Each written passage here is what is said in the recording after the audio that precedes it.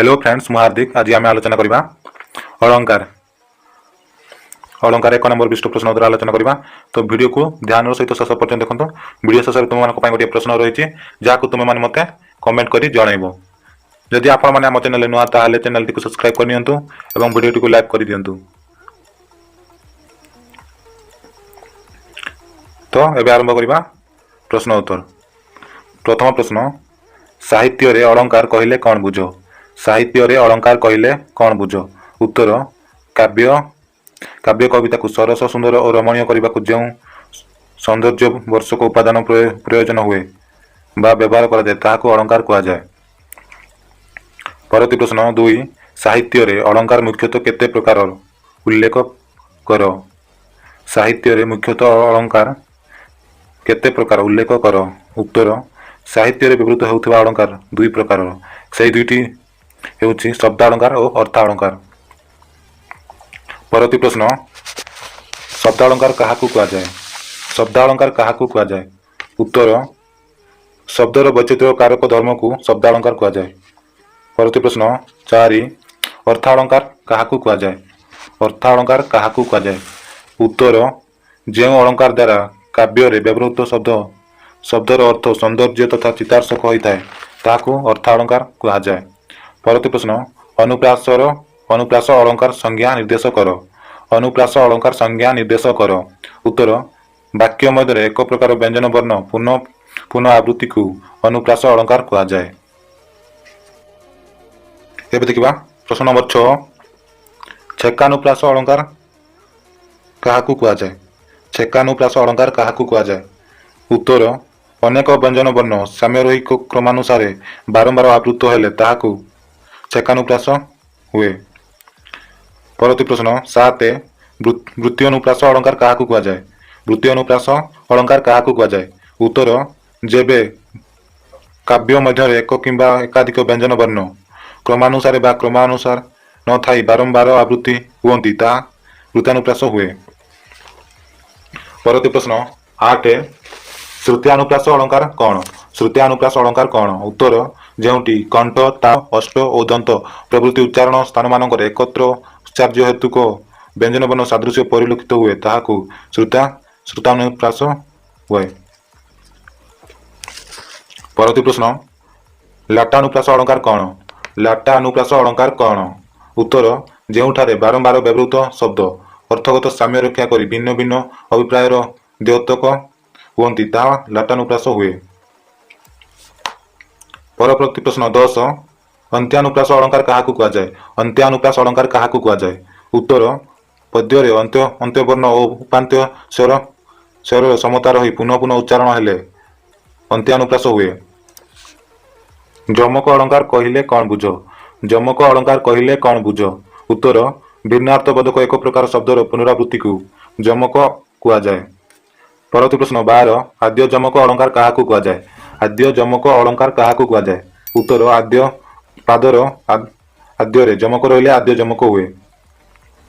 परवर्ती प्रश्न 13, मध्य जमक अलंकार काहाकू कहा जाए? मध्य जमक अलंकार काहाकू कहा जाए? उत्तर, पादर मध्य रे जमक दिले मध्य जमक अलंकार हुए। परवर्ती प्रश्न 14, प्रांत जमक अलंकार काहाकू कहा जाए? प्रांत जमक अलंकार काहाकू कहा जाए? उत्तर, पदर प्रांत रे जमक रहिले अंत्य बा प्रांत जमक अलंकार कहा जाए। परवर्ती प्रश्न, माळ जमक अलंकार कौन? माळ जमक अलंकार कौन? उत्तर, पद मध्य भिन्नार्थबोधक समचारित शब्द समूह बारंबार प्रयोग हेले माळ जमक हुए। परवर्ती प्रश्न 16, सर्वजमक अलंकार कौन? उत्तर, पदर सर्वत्र जमक रहिले सर्वजमक बा महाजमक अलंकार हुए।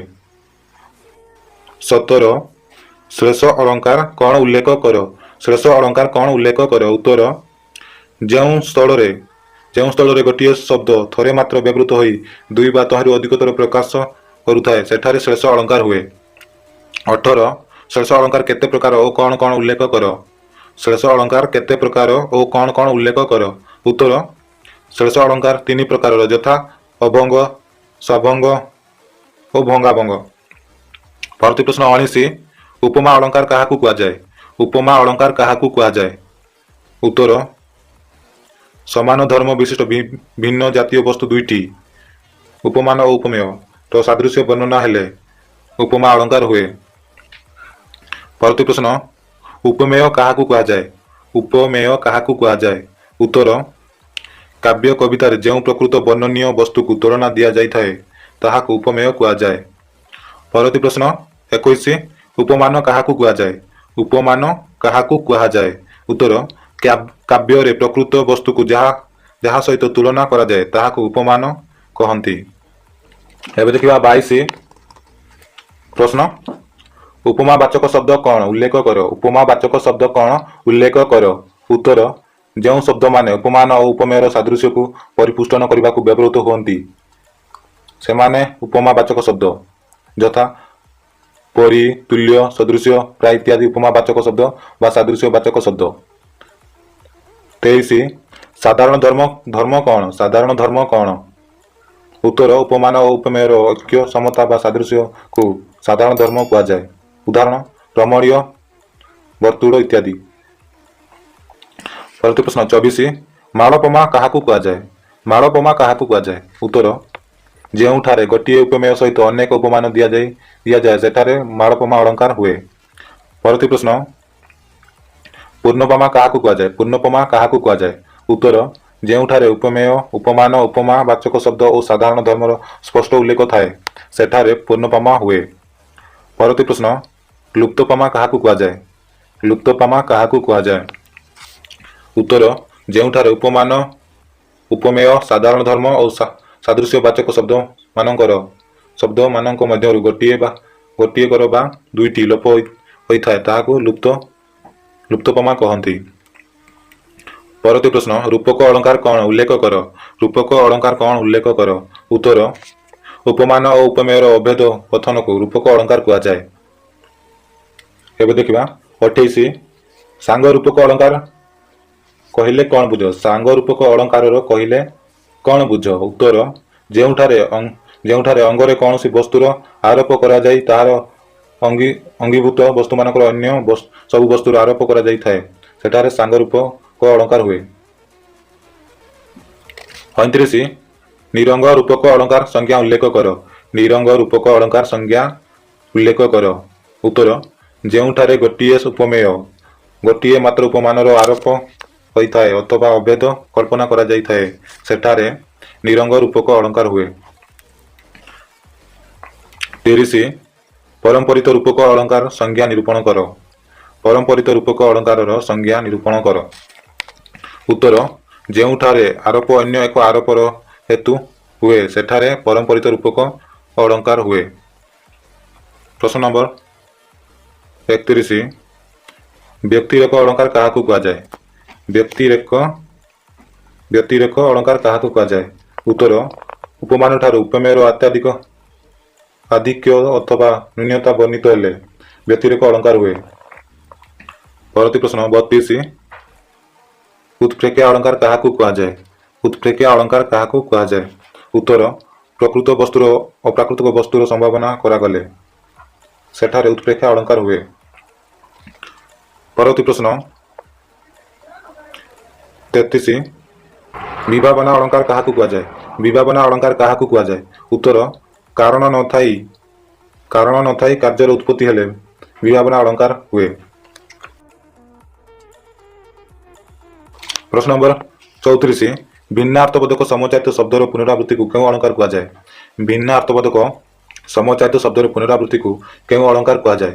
ଉତ୍ତର, ଯମକ ଅଳଙ୍କାର କୁହାଯାଏ। ପରବର୍ତ୍ତୀ ପ୍ରଶ୍ନ 35, ପଦର ସର୍ବତ୍ର ଯମକ ରହିଲେ କେଉଁ ଅଳଙ୍କାର ହୁଏ? ପଦର ସର୍ବତ୍ର ଯମକ ରହିଲେ କେଉଁ ଅଳଙ୍କାର ହୁଏ?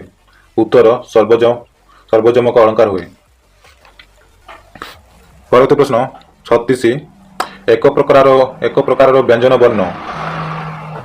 ବର୍ଣ୍ଣର ବାରମ୍ବାର ଆବୃତ୍ତି ହେଲେ କେଉଁ ଅଳଙ୍କାର ହୁଏ? ଏକ ପ୍ରକାରର ବ୍ୟଞ୍ଜନ ବର୍ଣ୍ଣର ବାରମ୍ବାର ଆବୃତ୍ତି ହେଲେ କେଉଁ ଅଳଙ୍କାର ହୁଏ? ଉତ୍ତର, ବୃତ୍ୟାନୁପ୍ରାସ। ପରବର୍ତ୍ତୀ ପ୍ରଶ୍ନ 37, ପଦ ମଧ୍ୟରେ ଉଚ୍ଚାରିତ ଗୋଟିଏ ଶବ୍ଦ ଏକାଧିକ ଅର୍ଥରେ ପ୍ରୟୋଗ ହେଲେ କେଉଁ ଅଳଙ୍କାର ହୁଏ? ପଦ ମଧ୍ୟରେ ଉଚ୍ଚାରିତ ଗୋଟିଏ ଶବ୍ଦ ଏକାଧିକ ଅର୍ଥରେ ପ୍ରୟୋଗ ହେଲେ କେଉଁ ଅଳଙ୍କାର ହୁଏ? ଉତ୍ତର, ଶ୍ଲେଷ ଅଳଙ୍କାର ହୁଏ। ପରବର୍ତ୍ତୀ ପ୍ରଶ୍ନ, ଉପମେୟ ଓ ଉପମାନର ସାଦୃଶ୍ୟ କଥିତ ହେଲେ କେଉଁ ଅଳଙ୍କାର ହୁଏ? ଉପମେୟ ଓ ଉପମାନର ସାଦୃଶ୍ୟ କଥିତ ହେଲେ କେଉଁ ଅଳଙ୍କାର ହୁଏ? ଉତ୍ତର, ଉପମା ଅଳଙ୍କାର ହୁଏ। ପରବର୍ତ୍ତୀ ପ୍ରଶ୍ନ 39 ଗୋଟିଏ ଉପମେୟର ଏକାଧିକ ଉପମାନ ଥିଲେ କେଉଁ ଉପମା ଅଳଙ୍କାର ହୋଇଥାଏ? ଉତ୍ତର ମାଳୋପମା ଅଳଙ୍କାର କୁହାଯାଏ। ଏବେ ଦେଖିବା 40 ଉପମାନ ଓ ଉପମେୟ ମଧ୍ୟରେ ଅଭେଦ କଥନକୁ କେଉଁ ଅଳଙ୍କାର କୁହାଯାଏ? ଉପମାନ ଓ ଉପମେୟ ମଧ୍ୟରେ ଅଭେଦ କଥନକୁ କେଉଁ ଅଳଙ୍କାର କୁହାଯାଏ? ଉତ୍ତର ରୂପକ ଅଳଙ୍କାର କୁହାଯାଏ। ପରବର୍ତ୍ତୀ ପ୍ରଶ୍ନ 41 କାରଣ ବିନା କାର୍ଯ୍ୟର ଉତ୍ପତ୍ତି ହେଲେ କେଉଁ ଅଳଙ୍କାର ହୁଏ? ବିଭାବନା ଅଳଙ୍କାର ହୁଏ। ପରବର୍ତ୍ତୀ ପ୍ରଶ୍ନ ଉପମାନ ଠାରୁ ଉପମେୟର ଆଧିକ୍ୟ କଥିତ ହେଲେ କେଉଁ ଅଳଙ୍କାର ହୁଏ? ଉପମାନ ଠାରୁ ଉପମେୟର ଆଧିକ୍ୟ କଥିତ ହେଲେ କେଉଁ ଅଳଙ୍କାର ହୁଏ? ଉତ୍ତର ବ୍ୟତିରେକ ଅଳଙ୍କାର ହୁଏ।